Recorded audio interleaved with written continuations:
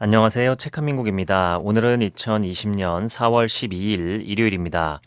오늘 소개할 책은 구글의 종말이라는 책입니다. 구글의 종말, 영어 원서 제목은 Life After Google, 즉 구글 이후의 삶 이렇게 번역될 수 있죠.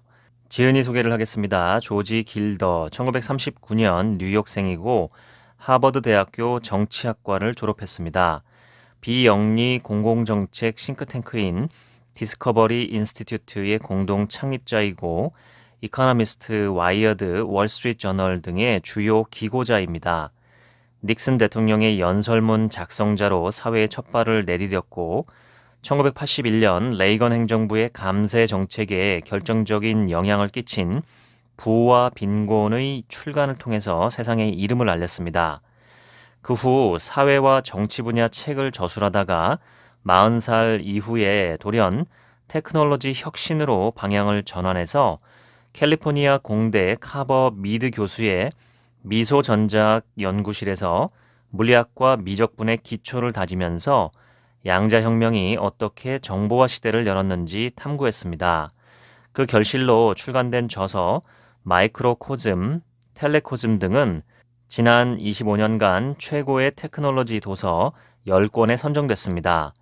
이 외에도 텔레비전 이후의 삶, 이스라엘 테스트 등 15권의 책을 출간했습니다. 책값은 2만 원, 총 페이지 수는 503쪽, 초판 일쇄 발행은 2019년 12월 16일입니다. 목차를 읽어드리겠습니다. 챕터 1부터 23까지 있는데요. 1. 이 책을 해킹하려 들지 마라. 2. 구글의 세상 체계. 3. 구글의 뿌리와 종교. 4. 자유진영의 종말. 5. 크립토코즘의 10가지 원칙. 6. 구글 데이터 센터. 7. 빌 델리 교수의 병렬 패러다임. 8.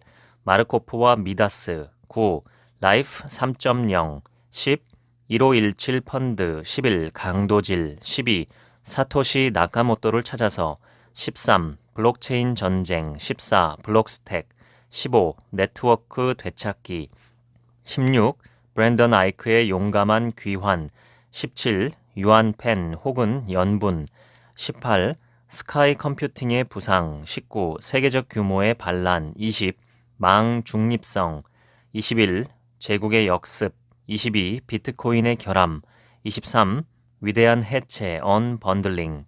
당신이 2차원 풍경화 속에서 살고 있다고 치자. 그런데 누군가 다가와서 2차원 이미지들은 실제 3차원 현실을 반영하는 것들 가운데 가장 희미하고 부족하다고 진지하게 이야기를 해줍니다.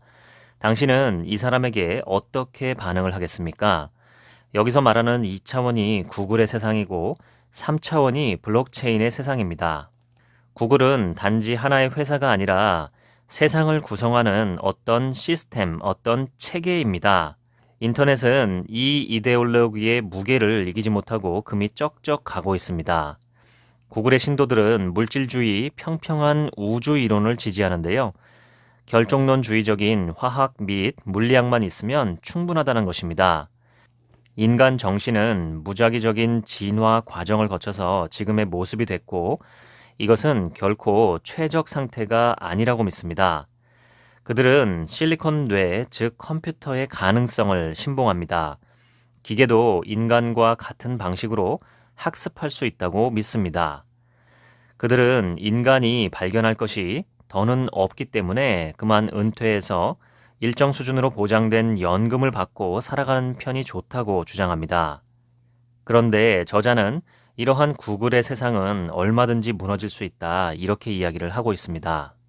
많은 저명 인사들의 말에 따르면 현재의 산업들은 특이점으로 접근하고 있습니다. 특이점이라는 것은 현실과 가상 공간이 단일화되는 지점 혹은 인공지능이 인간의 지능을 넘어서는 지점을 가리킵니다. 제 채널에서도 특이점이 온다라는 책을 소개해드렸는데요. 그 책을 꼭 한번 보시거나 아니면 그 리뷰를 한번 보시기를 바랍니다. 클라우드에 존재하는 슈퍼컴퓨터들은 사람보다 훨씬 똑똑한 존재로 개선되고 있습니다.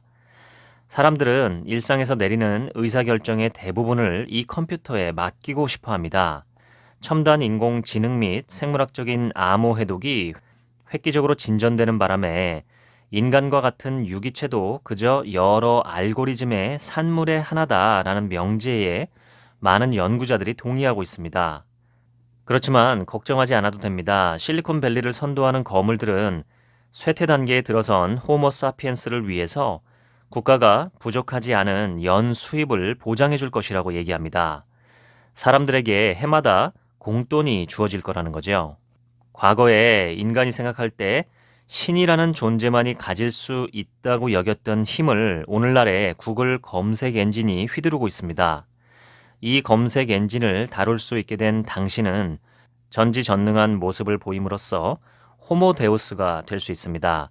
호모는 사람이란 뜻이고 데우스는 라틴어에서 신을 뜻하기 때문에 호모 데우스는 신이 된 인간이라는 뜻입니다. 유발 하라리도 호모 데우스라는 책을 지었죠. 저도 그 책을 읽었는데 그 책의 주제는 한마디로 그겁니다. 인간이 과학기술의 발달로 우리가 지금 생각할 때는 거의 신적인 존재만이 할 수 있다고 생각하는 모든 일들을 하게 될 것이다. 신과 같은 인류의 시대가 올 것이다. 그런 뜻을 갖고 있는 책입니다. 이처럼 구글은 인간을 자기 회사의 알고리즘 기계보다 지적으로 열등한 존재로 바라봅니다. 그런데 이것은 사실 무르익을 대로 무르익어서 곧 종말을 맞이할 하나의 산업적인 체제일 뿐이라는 거죠. 구글 세상, 구글의 시스템이 이제 곧 종말을 맞게 될 것이다. 저자는 이렇게 지적하는 겁니다. 그 이유는 보안 때문입니다. 보안은 다른 모든 서비스의 기초이며 모든 돈 거래에서 결정적으로 가장 중요한 요소입니다. 어떠한 정보 기술에서든 가장 기본적이고 없어서는 안 되는 요소죠. 1930년 9월에 퀘니히스 베르크에서 열리는 독일 과학자 의사회 총회에 참석하려고 많은 수학자들이 모였습니다. 이 총회에서 당시 거물 가운데 한 명으로 꼽히던 당대 유명한 수학자 다비드 힐베르트가 연설을 했습니다. 그는 수학이야말로 인간 정신의 최고 핵심이다 이렇게 주장을 했습니다. 모든 과학을 결정론적인 여러 기계적인 원리에 입각해서 수학적인 논리로 귀결시킬 수 있다 이렇게 주장했다는 거죠. 그런데 그 회의에는 오스트리아의 철학자 쿠르트 괴델이라는 사람도 있었습니다. 괴델은 이 회의장에서 죽음의 신으로 등장했습니다. 힐베르트와 카르나프, 폰 노이만 등이 가슴 깊이 간직해온 수학적인 목표가 사실은 불가능하다는 것을 입증했다는 거죠. 수학뿐 아니라 모든 논리 체계들은 불완전할 수밖에 없다. 이것이 괴델의 핵심 주장이었고 증명된 바였습니다. 모든 논리 체계들은 불완전하고 또 일관성이 없을 수밖에 없다는 것을 괴델이 논문으로 제시했다는 거죠.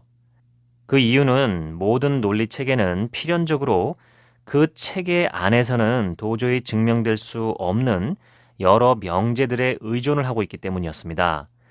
괴델의 이른바 불완전성 정리는 두 가지입니다. 첫째는 옳다고 증명할 수도 없고 그르다고 증명할 수도 없는 난제들이 존재한다는 것이고 다른 하나는 수학 자체를 사용해서 수학 체계의 무모순성은 증명할 수 없다는 것입니다. 뉴턴의 수학과 힐베르트의 논리 뒤에 도사리고 있는 결정론적인 철학을 반박하면서 그는 새로운 수학, 즉 정보 수학으로 나아가는 길을 열었습니다. 현재 구글이 선도하고 있고 또 창의성과 놀라움의 새로운 수학으로부터 정보를 제공받는 새로운 컴퓨터 그리고 커뮤니케이션 산업이 바로 여기서 비롯됐습니다. 이러한 괴델의 입증에 자극을 받은 수학자 앨런 튜링은 1936년에 튜링 머신을 고안했습니다. 그는 이 연산 구조물을 가지고 컴퓨터 프로그램들이 다른 논리적 장치들과 마찬가지로 불완전할 뿐 아니라 심지어 어떤 결론에도 도달하지 못할 수도 있다는 것을 보여줬습니다. 정보수학자 그레고리 차이티는 이렇게 얘기했습니다. 삶이라는 것은 유동적이며 창의적이다. 정적이며 영원하며 완벽한 수학에서 우리가 어떻게 삶을 건설해 나갈 수 있겠는가? 우리는 포스트 모던한 수학, 1931년의 괴델과 1936년의 튜링 이후에 나온 수학, 닫혀있지 않고 열려있는 수학, 창의성의 수학을 해야 한다. 이 새로운 세상 체계를 구글이 완벽하게 구사했습니다. 구글은 애플에 뒤져서 시가총액 2위에 머물러 있지만 우리 시대에 가장 중요하며 또 우리 시대에 가장 전형적인 기업입니다. 그런데 저자는 구글의 세상 체계는 실패하고 말 것이다. 우리 당대에 흔적도 없이 사라져버릴 것이다. 이렇게 주장을 합니다. 그러면서 저자 본인의 나이가 2018년 기준으로 78살이라는 것을 눈여겨봐 주라. 이렇게 얘기합니다. 다시 말해서 본인이 78세인데 그 당대가 끝나기 전에 그렇게 짧은 시기에 구글이 없어질 수 있을 것이다. 본인은 그렇게 예측한다라고 주장하는 것이죠. 구글 세상의 밑바탕에는 빅데이터가 있습니다. 빅데이터라는 발상은 과거처럼 인간의 뇌를 사용해서 느리고 서툴게 하나씩 단계를 밟아서 지식을 탐색하는 것이 아닙니다. 다음에 두 가지 조건만 충족되면 그런 접근법은 얼마든지 다른 것으로 대체할 수 있다는 믿음입니다. 그 조건이란 첫째, 세상의 모든 데이터가 단일한 장소에 축적될 수 있을 것. 둘째, 이 데이터를 분석하기에 충분히 포괄적인 알고리즘들을 만들어낼 수 있을 것. 이러한 지식 이론을 유지하고 옹호하는 것이 인공지능을 추구하는 데서 비롯된 정신이론입니다. 이 관점에서 보자면 인간의 뇌도 본질적으로는 알고리즘입니다. 어떤 결론에 도달하기 위해서 데이터를 반복적으로 처리하는 일종의 컴퓨터라는 거죠. 뇌에 대한 이러한 발상이 허위라는 것을 보여주는 학문이 실제로 뇌를 연구하는 학문 분야입니다. 뇌과학 연구에 따르면 뇌는 연산 기계 또는 논리 기계라기보다는 센서 프로세서에 더 가깝다는 사실이 밝혀졌습니다. 그런데 현재 인간 지능을 복제하고자 하는 대부분의 노력은 컴퓨터처럼 데이터를 처리하는 속도를 점점 더 빠르게 개선하는 데만 초점을 맞추고 있다는 거죠. 구글은 고객에게 모든 것을 공짜로 제공합니다. 인터넷 검색, 이메일, 지도, 음악, 동영상, 이런 모든 것들을 공짜로 제공합니다. 그런데 공짜가 무엇이 잘못된 걸까? 사실 공짜라는 말은 언제나 거짓말입니다. 왜냐하면 끝까지 따지고 보면 이 세상에 공짜가 없기 때문입니다. 사용자는 구글이 제공하는 공짜를 누리는 대가로 그것과는 비교가 되지 않을 정도로 많은 것들을 구글에 제공합니다. 짧은 동영상 한 편을 잠깐 봤다고 치자 끝까지 다 볼 수도 있고 조금만 보고 말 수도 있습니다. 하지만 이때도 사용자는 그 동영상에 붙어 있는 광고를 보겠다는데 동의한 상태입니다. 사용자가 실질적으로 돈을 지불하지 않는다 하더라도 개인 정보를 제공하고 집중력을 방해받는 그런 약삭빠른 돈으로 지불하는 상태라는 거죠. 구글이 채택한 모든 기본 원칙 가운데 공짜 정책은 어느 모노 보더라도 가장 상냥하고 부드럽습니다. 그런데 결국에는 이것이 가장 치명적이어서 구글이라는 기업을 궁극적으로 무너뜨릴 수 있는 흠결로 입증될 거라는 거죠. 구글은 기계에 의한 딥러닝을 개발하고 2014년에 발명가이자 미래학자인 레이먼드 커즈와이를 채용했습니다. 레이먼 커즈와이리 쓴 특이점이 온다라는 책을 제 채널에서도 리뷰를 해놨습니다. 한번 읽어보시거나 들어보시기를 바랍니다. 커즈와일은 컴퓨터가 계산 분야에서 인간의 지능을 넘어서는 지점, 그것을 특이점이라고 부릅니다. 구글은 세상에 있는 거의 모든 책, 세상에 존재하는 모든 언어와 번역물의 직조물, 전 세계 지형, 전 세계 구석구석 거리에 있는 건물과 구조물과 교통 상황 등을 모두 디지털화했습니다. 심지어 2006년에는 전 세계 인종의 골상까지 디지털화해서 안면 인식 소프트웨어로 내놨습니다. 같은 해에는 유튜브를 인수해서 전 세계에서 폭발적으로 확대되는 이미지와 음악과 이야기의 디지털 콘텐츠 가운데 많은 부분을 아울렀습니다. 구글 이외의 다른 어떤 기업도 전송량과 콘텐츠가 해마다 2배씩 증가하는 인터넷의 기하급수적인 성장을 따라잡지 못했습니다. 애플은 낡은 스타일의 구식 회사인데 그렇기 때문에 제공하는 모든 상품에 당당하게 대가를 요구합니다. 애플의 CEO인 팀 쿡은 이렇게 얘기한 적이 있습니다. 만일 어떤 서비스가 공짜라면 당신은 고객이 아니라 제품이다. 이 얘기는 구글이 제공하는 공짜가 사실은 공짜가 아니고 그것의 사용자가 훨씬 더 많은 대가를 구글에게 지불하고 있다라는 뜻이죠. 구글의 성공은 기묘해 보입니다. 구글의 새로운 지주회사인 알파벳의 가치는 거의 8천억 달러나 됩니다. 애플보다 겨우 1천억 달러가 적습니다. 구글은 서비스를 공짜로 제공하면서 도대체 어떻게 이렇게 부자가 될 수 있었을까? 그 비밀은 구글이 구사하는 상업의 기술, 역사상 가장 천재적인 그 기술에 있습니다. 구글의 공짜 모델은 심지어 회사 구내식당까지 파고들었습니다. 구글은 직원들에게 구내식당 요금을 부과하는 그 절차를 포기할 때 식당이 더 효율적이고 회사에도 더 효율적일 수 있다는 놀라운 사실을 발견했습니다. 처음에 구글은 식당에서 음식을 사 먹는 직원들에게 음식값을 받기 위해서 일종의 단말기 시스템을 구축했습니다. 그런데 구글의 그 소중한 인력들이 음식값을 지불하기 위해서 줄을 길게 늘어서서 기다리면서 시간을 낭비하는 상황이 벌어졌습니다.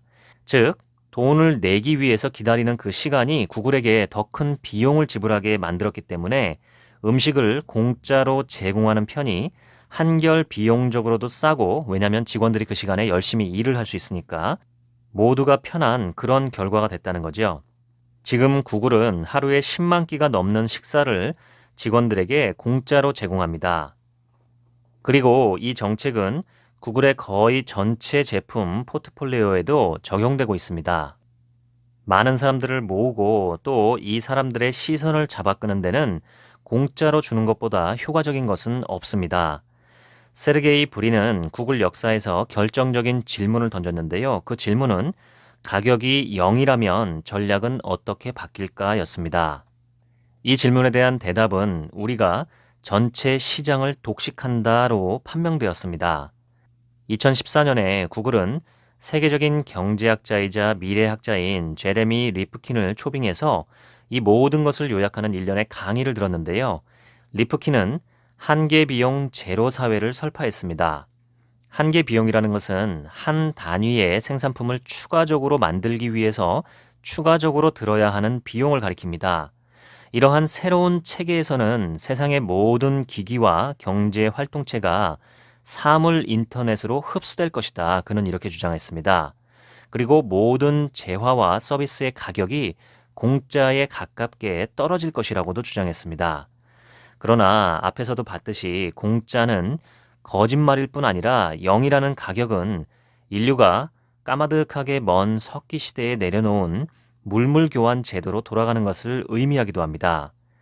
이제 사람들이 어떤 것에 대한 대가로 지불하는 수단은 돈이 아니라 자신의 관심, 자신의 주의, 즉 자신이 갖고 있는 시간, 그리고 인생 그 자체입니다. 사람들이 시간을 지불한다는 것은 자기의 관심을 지불한다는 것은 즉 자기 인생을 지불한다는 거죠. 시간은 돈을 측정하는 것이며 동시에 돈을 대표합니다. 한계 비용 제로 사회에서도 다른 모든 것이 풍족하더라도 시간의 희소성만은 여전히 유지가 됩니다. 이처럼 구글의 공짜 세상에서 실제로 당신이 구글에게 지불하고 있는 것은 당신의 생활, 당신의 인생입니다. 그런데 사람들은 점점 더 광고를 보지 않으려고 하고 있습니다. 2015년에 애플이 아이폰에 광고 차단 소프트웨어를 도입하기로 한 결정부터 시작됐습니다. 여기서부터 구글의 모든 것을 종합하고 광고한다는 온라인 전략이 큰 타격을 입었다는 거죠. 2015년과 2016년 사이에 광고 차단율은 102%로 상승했고 세계적으로 스마트폰 사용자의 16%가 이러한 차단 조치를 사용하게 되었습니다. 구글 전체 수입의 47%가 발생하는 미국에서 데스크탑과 노트북 사용자의 25%가 광고를 자동 차단하고 있습니다. 또한 순수한 정보 검색 분야는 여전히 구글이 지배하고 있지만 상업적인 차원의 검색, 즉 제품 구매를 위한 의도적인 검색 분야에서는 무게중심이 아마존으로 급격하게 이동하고 있습니다. 2017년이 되면서 아마존은 제품 검색 시장의 52%를 점유했고 수익 또한 가속적으로 늘어나기 시작했습니다. 이에 비해서 이 부문의 구글 점유율은 26%밖에는 되지 않습니다. 무언가를 사려고 광고를 보는 사람들은 아예 처음부터 아마존에서 검색을 하기 시작했다는 거죠. 2017년 자료를 보면 마케팅 클라우드 서비스 부문에서도 아마존이 57% 점유율로 16%인 구글을 압도적인 차이로 제쳤습니다. 한편 구글은 2015년 10월부터 인공지능 우선주의를 향해서 나아가기로 결정했습니다. 공짜 서비스의 가장 중요한 효과는 실제 고객에 대한 책임을 면제받는 것이 아니라 보안과 관련된 여러 가지 과제에서 벗어나는 것입니다. 공짜 제품을 훔치려 들 사람은 아무도 없다는 거죠. 보안에 대한 이러한 관심 부족이 장차 구글이 몰락하는 원인이 될 것입니다. 보안성 부족은 인터넷에서 활동하는 구글 이외의 모든 기업이 현재 수행하는 사업 모델에 대한 가장 보편적이고 두드러진 위협입니다. 당신이 한 번도 들어본 적이 없는 수천 개의 기업이 이 문제를 해결하려고 수십억 달러를 쏟아붓고 있습니다. 이러한 노력이 하나로 모아져서 소 잃고 외양간 고치는 식이 아니라 시스템 자체의 재산으로 거래 관련 보안을 구조상 가장 긴급한 과제로 설정하는 새로운 네트워크가 탄생할 것이다. 저자는 이렇게 예측합니다. 이 새로운 시스템에서 보안은 워낙에 근본적인 문제이기 때문에 이름 자체에도 보안이라는 뜻이 들어갈 것이라고 합니다.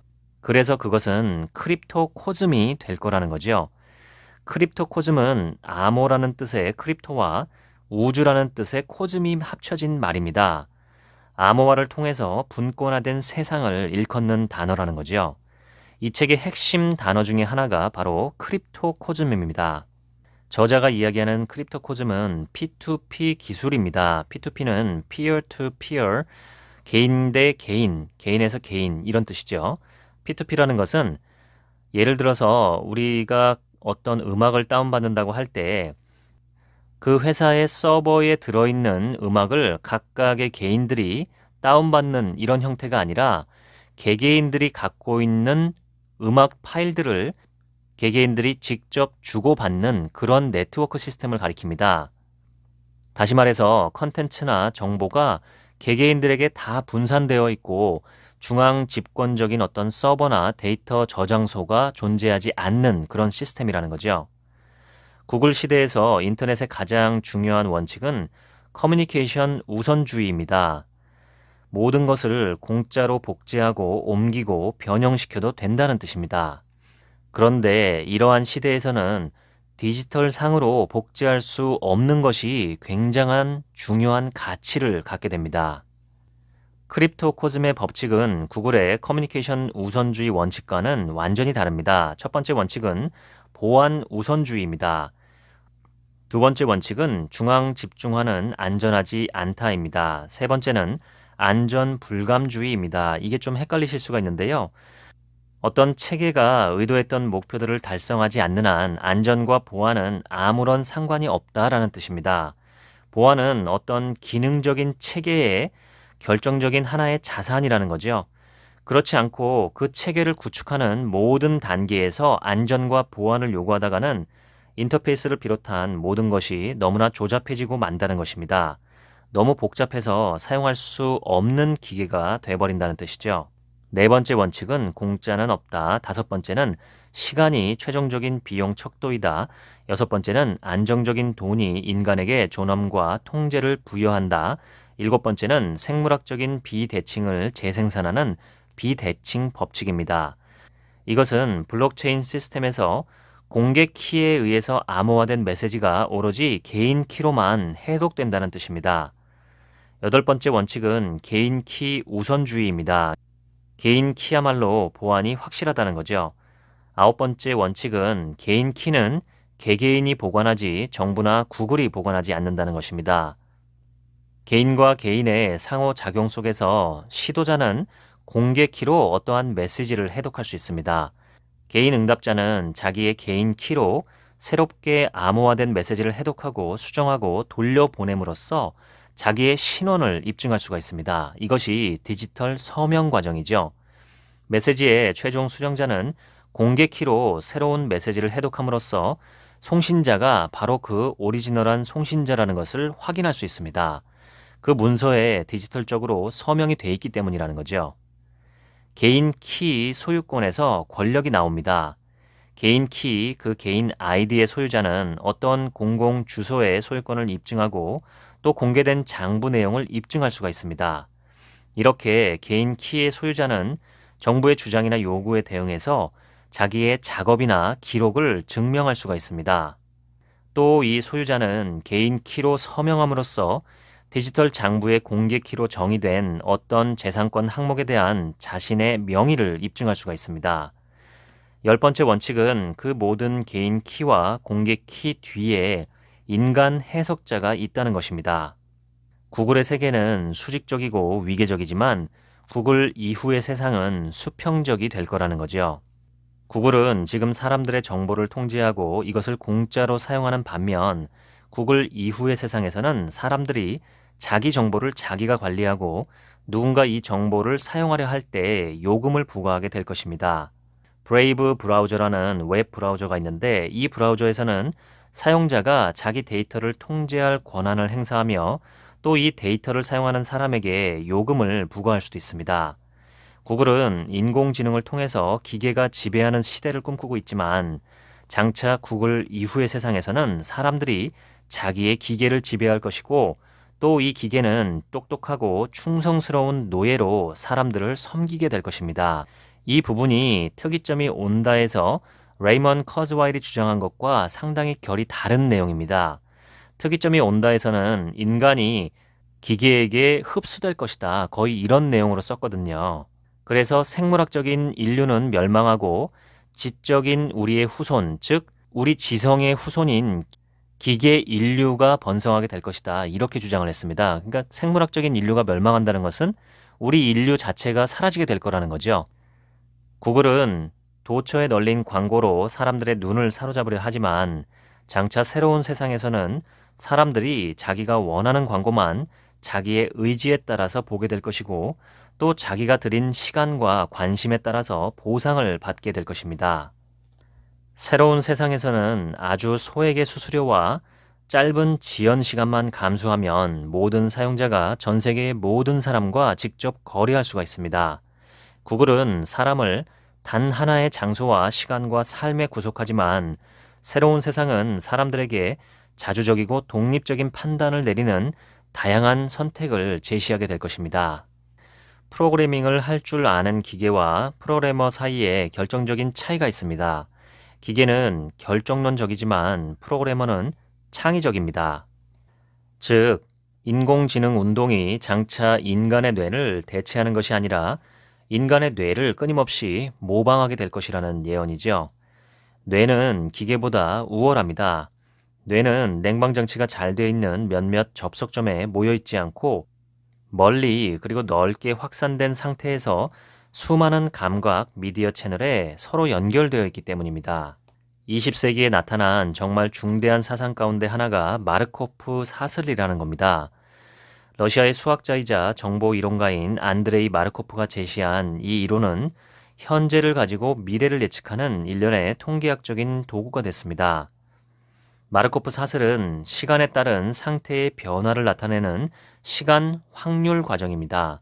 과거와 현재 상태가 주어지면 미래 상태의 조건부 확률 분포가 과거 상태와는 독립적으로 현재 상태에 의해서만 결정된다는 속성을 기초로 합니다. 오늘날 마르코프 사슬 가운데 가장 널리 퍼져 있고 거대하며 또 막강한 것은 구글의 기본 알고리즘인 페이지 랭크입니다. 이것은 전체 웹의 페타바이트 규모를 아우릅니다. 웹을 하나의 마르코프 사슬로 바라볼 때 구글 검색 엔진은 사용자의 검색 결과로 도출된 특정 웹페이지가 이 사용자에게 만족을 줄 가능성을 확률적으로 측정할 수가 있습니다. 마르코프 사슬의 결정적인 특성은 기억이 없다는 점입니다. 즉, 과거에 일어난 사건과는 무관하다는 점이죠. 과거의 역사가 과거 역사의 사슬과는 무관하게 현재 상태에 녹아있다고 보는 것입니다. 이러한 특성이 연산 과정을 매우 단순하게 만들어줍니다. 르네상스 테크놀로지라고 하는 회사는 1978년에 세워졌는데요. 마르코프 도구들을 돈과 투자라는 영역에 적용하면서 만약에 어떤 문장에서 다음번에 나올 단어를 예측할 수 있다면 주가와 환율도 예측할 수 있다는 것을 알게 되었습니다. 슈퍼컴퓨터들을 충분히 빠른 속도로 돌리면 단기 금융시장에서 정확한 예측으로 경쟁자들을 압도할 수 있다는 거죠. 르네상스 그룹은 수많은 헤지펀드와 대형 은행들의 코를 납작하게 만들었습니다. 2008년 경제 위기 때는 업계에서 가장 높은 수수료를 떼고도 80%의 수익을 투자자들에게 안겨주었습니다. 당시에 다른 헤지펀드들은 평균 17%의 손실을 입었고 S&P 지수는 40% 하락했습니다. 튜링 괴델 원칙이라는 것은 모든 논리적인 체계가 자기의 바깥에 존재하는 신탁을 필요로 한다는 것입니다. 여기서 신탁은 비유적인 표현인데요. 자신의 체계 바깥에 존재하는 정보들 또는 가설들 이런 것이 있어야만 그 자신의 논리 체계를 증명할 수 있다는 거죠. 그런데 르네상스의 방법은 이 원칙을 파괴하는 것처럼 보입니다. 르네상스 테크놀로지의 세상에서는 순수하게 부가 증가되는 것이 아니라 제로섬 게임에 불과하다는 거죠. 돈이 임의적으로 한쪽에 있다가 다른 쪽으로 빨려 들어가는 것뿐이다. 이렇게 설명하고 있습니다. 아인슈타인이 발견한 브라운 운동 속 분자들은 자기가 나아갈 경로에 대해서 어떤 계획이나 의도도 가지고 있지 않습니다. 말하는 사람도 그렇고 인터넷 서핑을 하는 사람도 그렇습니다. 마르코프는 올림픽 통계에서도 채택되는 탁월한 도구임에는 분명합니다. 그러나 이것을 세상 체계로까지 격상해서는 안 됩니다. 지금 구글의 세상 체계 속에서 기술주의자들은 컴퓨터 속도가 컴퓨터의 지능을 실어 나를 것이라고 상상합니다. 즉, 만일 전자를 충분히 빠르게 가속하기만 할 수 있다면 인간의 의식과 창의성까지도 멍텅구리 기계에 심어 넣을 수 있다고 상상한다는 거죠. 이 부분을 읽으면서 저는 이분이 기계에 대한 레이먼 커즈와일의 입장과는 반대편에 서 있다고 느꼈습니다. 즉, 기계에 대한 인간의 우월성을 이분은 확신하고 있는 것이죠. 인공지능과 기계학습이 인류에게 거대한 위협이 된 현재 상황에서 이 위협에 대해서 처음으로 경고한 사람은 1965년 영국의 수학자 어빙 존 굿이었습니다. 그는 이렇게 얘기했습니다. 초지능적인 기계들이 그 어떤 똑똑한 사람의 모든 지적 활동을 능가할 수 있다고 가정을 해보자. 이런 기계를 설계하는 행위는 그런 지적 활동 가운데 하나이기 때문에 초지능적인 기계는 자기보다 훨씬 나은 기계를 설계할 수도 있다. 지능의 폭발이 일어날 것은 의심할 여지가 없고 인간 지능은 한참 뒤처질 것이다. 최초의 초지능적인 기계는 인간이 만들 필요가 있는 마지막 발명품이다. 단 여기에는 조건이 붙는다. 자기를 통제할 방법을 인간에게 가르쳐 줄 정도로 이 기계가 인간에게 고분고분해야 한다. 일론 머스크는 이렇게 얘기했습니다. 그것은 핵무기보다 잠재적으로 더 위험하다.